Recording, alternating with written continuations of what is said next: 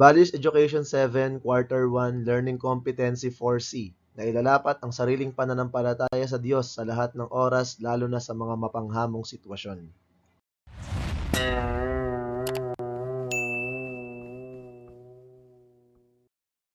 Ang mga pagsubok ay bahagi ng buhay, ngunit sa mga pagkakataong katulad nito, mas lalo tayong dapat magtiwala sa Diyos. Ano nga ba ang kahalagahan ng pananampalataya sa panahon ng suliranin? Ito ay nagbibigay ng pag-asa sa panahon ng kawalan ng pag-asa. Nagpapanatili ng katatagan kung kaya hindi tayo nahuhulog sa tukso o pagkakasala, at naghahatid ng kapayapaan sa gitna ng kaligaligan. Mga suliraning karaniwang nakakaharap ng isang mag-aaral sa ikapitong baitang: peer pressure, family issues, academic stress, bullying, at social media influence. May hirap na sitwasyon ang mga ito, subalit sa pamamagitan ng buhay na pananampalataya sa Diyos, maaari nating malagpasan ang lahat ng ito. Peer pressure. Pinipilit ka ng mga kaibigan mo na gawin ang isang bagay na alam mong mali. Ano-ano ang maaaring gawin ng isang grade 7 na katulad mo upang mailapat ang pananampalataya kapag nakararanas ng peer pressure? Manalangin para sa lakas na tumanggi. Kapag nararamdaman mong pinipilit ka ng mga kaibigan na gawin ang isang bagay na labag sa iyong mga paniniwala o sa aral ng Diyos, humingi ng tulong sa Kanya sa pamamagitan ng panalangin. Ipanalangin na bigyan Kanya ng lakas ng loob na tumanggi at manindigan para sa tama. Alalahanin na nais ng Diyos na gumawa ka ng mga desisyong nagpapakita ng Kanyang mga aral. Sa tuwing makakaranas ka ng pananakot o pressure, tandaan na ang Diyos ay laging nariyan upang gabayan ka sa paggawa ng tamang desisyon. Mag-isip ng mabuti at suriin kung ang ginagawa ay naayon sa Kanyang mga utos. Maghanap ng suporta sa isang mapagkakatiwalaang nakatatanda. Kung naguguluhan o nahihirapan, lumapit sa mga tao na magbibigay sa iyo ng payo na naaayon sa pananampalataya. Maaari ring magbasa ng Biblia upang mapaalalahanan ka ng mga aral na makatutulong sa iyong sitwasyon. Kapag nakakaranas ng peer pressure, tandaan natin ang sinasabi sa Biblia. Huwag kayong paluloko. Ang masasamang kasama ay nakakasira ng mabuting pagkatao. Family problem. Matindi ang stress sa inyong pamilya dahil sa pagkakaroon ng malubhang sakit ng iyong ina. Kapag may problema sa pamilya, ano-ano ang mga paraan para mailapat ang pananampalataya?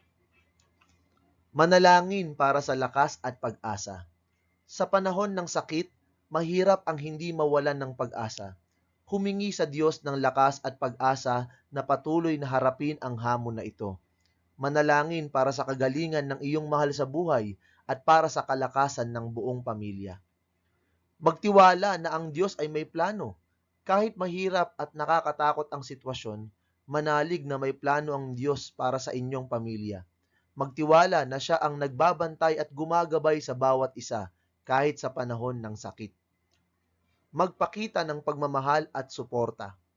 Sa gitna ng pagsubok, magpakita ng pagmamahal at suporta sa iyong pamilya. Maging matulungin sa mga gawaing bahay, magbigay ng lakas ng loob sa mga kapamilya, at ipakita na kaya ninyong harapin ang pagsubok ng magkasama. Laging alalahanin ang sinasabi sa Biblia, tinutulungan niya mga nagdurusa at di binibigo ang walang pag-asa. Academic stress. Nagkasabay-sabay ang iyong mga proyekto, pagsusulit at takdang aralin. Labis kang nag-aalala na baka hindi mo matapos ang lahat ng ito at makakuha ng mababang marka. Paano mailalapat ang pananampalataya kapag nakakaranas ng academic stress? Manalangin para sa karunungan at focus. Kapag nararamdaman mong ikaw ay nabibigatan sa dami ng gawain sa paaralan, humingi ng tulong sa Diyos. Manalangin na bigyan ka niya ng karunungan upang maunawaan ang mga aralin at ng focus upang matapos ang iyong mga gawain ng maayos. Alalahaning utos ng Diyos ang pag-abot sa karunungan. Lagi mong isaisip na utos ng Diyos na abutin ng karunungan kahit gaano ito kahirap, at kapag ito'y iyong nagawa, ikaw ay kanyang itataas at bibigyan ng karangalan. Tandaan na gawin ang iyong makakaya at hayaan ang Diyos ang bahala sa iba. Habang nagsusumikap kang tapusin ang iyong mga gawain, tandaan na gawin ang lahat ng iyong makakaya. Pagkatapos, ipasa mo sa Diyos ang anumang alalahanin at magtiwala na siya ang gagabay sa resulta. Ano ang sinasabi ng mga banal na kasulatan sa tuwing tayo ay nakakaramdam ng mga stress? Ipagkatiwala ninyo sa Kanya ang inyong mga alalahanin sa buhay sapagkat siya ay nagmamalasakit sa inyo. Bullying. Madalas kang pinagtatawanan ng iyong mga kamag-aral dahil sa iyong pisikal na itsura. Dahil dito, bumababa ang tingin mo sa iyong sarili at nararamdaman mong nag-iisa ka lang. Kapag ikaw ay nakakaranas ng bullying, ano-ano ang maaari mong gawin upang mailapat ang iyong pananampalataya? Manalangin para sa tapang at proteksyon.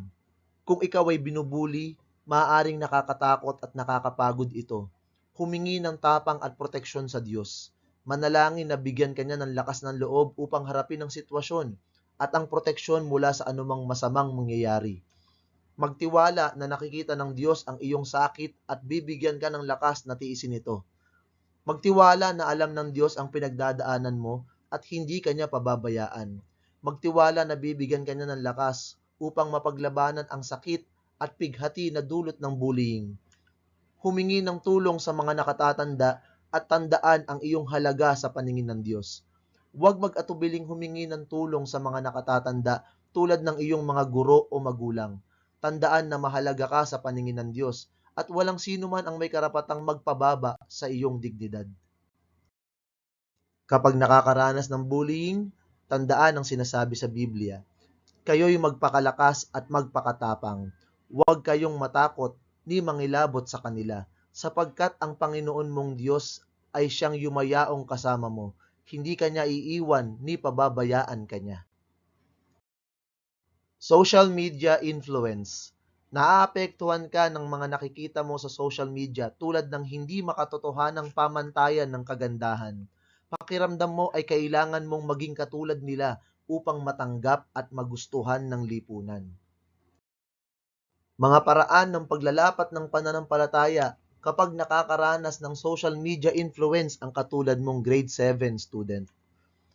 Tandaan ang tunay mong halaga sa mata ng Diyos. Huwag hayaang maapektuhan ka ng mga pamantayan ng mundo.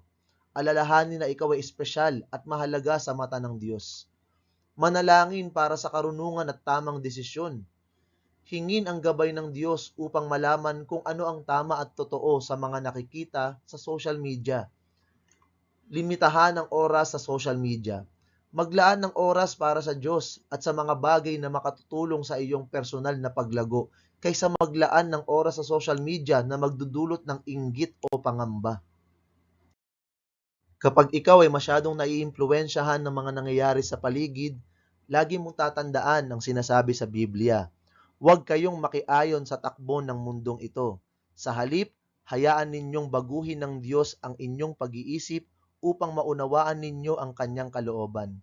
Sa gayon, magagawa ninyo kung ano ang mabuti, kalugod-lugod at ganap na kalooban ng Diyos. Buhay na pananampalataya. Sa mga sitwasyong ating pinag-usapan, pansinin na ang tamang paglalapat ng pananampalataya ay laging may kasamang pagkilos o paggawa. Ito ang kahulugan ng buhay na pananampalataya. Hindi kasi maaari na manalangin lang tayo, maniwala sa magagawa ng Diyos, at ipagpaubaya ang lahat sa Kanya. Dapat ay kumikilos din tayo. Dapat ay may ginagawa rin tayong pagsisikap upang masolusyonan ang ating mga suliranin. Hindi maaaring hihiling ka lang sa Diyos ng mabuting kalusugan. Dapat ay mag-exercise ka rin, kumain ng masusustansyang pagkain, at huwag magbisyo. Hindi maaaring hihingi ka lang sa Diyos ng talino at pagtatagumpay sa pag-aaral. Dapat ay magsisikap ka rin na matuto at magpapakasipag sa pag-aaral. Hindi sapat ang sumampalataya lang. Ang sabi nga sa Santiago 2:17, gayon din naman, patay ang pananampalatayang walang kalakip na gawa. Pananalig o pananampalataya sa Diyos o faith in God. Isa itong napakahalagang pagpapahalaga na dapat linangin sapagkat ito ay nagbibigay ng matibay na pundasyon para sa ating buhay. Ito ay nangangahulugang pagtitiwala at paniniwala sa Diyos na may plano para sa atin at sa lahat ng aspeto ng ating buhay. Ano ang kahalagahan ng pagkakaroon ng pananalig sa Diyos? Ito ay nagbibigay ng lakas sa panahon ng pagsubok. Ang pananampalataya ay nagbibigay sa atin ng lakas upang harapin ang mga pagsubok at hamon sa buhay. Sa pamamagitan ng pananampalataya, natututo tayong magtiwala sa Diyos kahit sa mga oras ng kagipitan. Ito ay nagiging gabay sa tamang desisyon. Ang pananampalataya ay nagsisilbing gabay sa paggawa ng tamang desisyon. Ang ating tiwala sa Diyos ay nagbibigay ng direksyon sa ating mga pagpili at hakbang sa buhay. Ito ay nagpapalakas ng pag-asa sa kinabukasan. Ang pananampalataya ay nagbibigay ng pag-asa at katiyakan na ang Diyos ay may magandang plano para sa ating kinabukasan. Ang pag-asa sa Diyos ay nagbibigay sa atin ng lakas upang magpatuloy at magtrabaho para sa ating mga pangarap. At ito ay nagpapalakas ng relasyon sa Diyos at sa ibang tao. Ang pananampalataya sa Diyos ay nag-uugnay sa atin sa Kanya at nagbibigay ng pagmamahal at malasakit sa ibang tao. Sa pamamagitan ng pananampalataya, natututo tayong maging mapagpatawad, maunawain at mapagmahal. At dyan po nagtatapos ang ating aralin sa araw na ito. Nawa ay may natutuhan kayo. Salamat sa panonood at pakikinig. Paalam!